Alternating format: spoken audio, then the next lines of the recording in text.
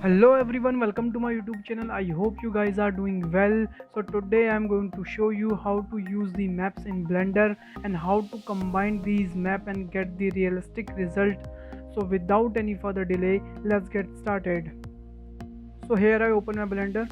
So here I have cube. I'm going to show that maps adding in the cube. So I'm going to the shading panel first and I will drag a little bit more. You can see easily. Then I will add a new texture. So here is a little icon, it's called new. I will add the new texture. So I have a principal BSDF. So I'm going to add the one image texture. So image texture, and I'm going to open. So I have all the maps. I have base map, height map, normal map, roughness map. So I have all the maps and I created before. So I'm just going to show you directly, and I will put the that project file in the description so you can download from the here. So let's start. So first I will add the one base map. I will open, and I will plug that base map, base color, like that. So I think I will go to the UV sections, and we need a little bit more size, like that. Yeah, I think it's good. So again I will go to the shading panel and I will on the rendering mode as well. Yeah, so you can see very easily. Then after that we need another surface texture, surface map. So I will go into the duplicate that, shift D, and I will change that. So here is a roughness map, so I'm going to add that, like that, and I plug that on roughness point here. So now we need a normal map also, because we need a height on it. So I will again duplicate that, and I will change the texture, and here I have a normal map.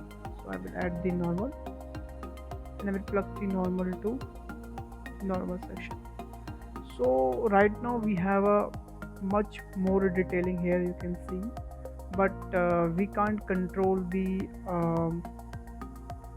texture, means we can't control the height, how much it will be show inside. So we need to add one slider here. So I'm going to add the shift A, and I'm search the normal. Here is a normal map. I'm dragging between those, and it automatically plug it out to each other. And now we have a slider, we can control the strength, how much strength we need. So right now this one is fine, I think. Yeah, it's looking cool. And now we need one displacement slider also. So I'm going to the duplicate that, and wait, I think it should be aligned like that.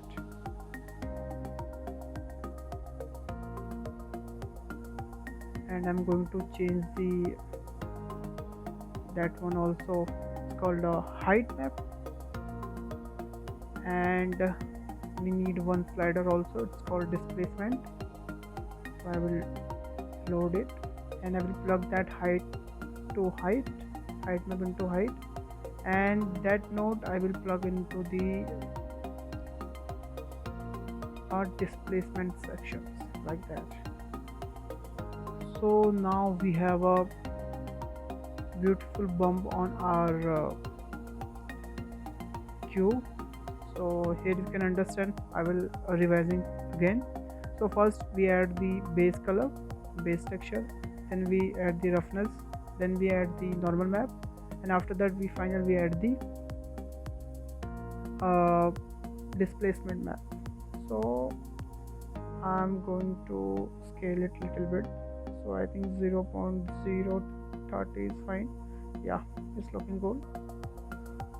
So here you can see it's looking very good and it's looking nice. So that is how you can get the bump effect using the maps in Blender. So thanks for watching this video guys, and I hope you learned something in this video. If you learned something in this video, please hit the like button, hit the subscribe button, and please share my video. And if you have any queries, if you have any suggestion, please let me know in the comment box. I will love to reply your comments. And take care. Bye bye. Stay home.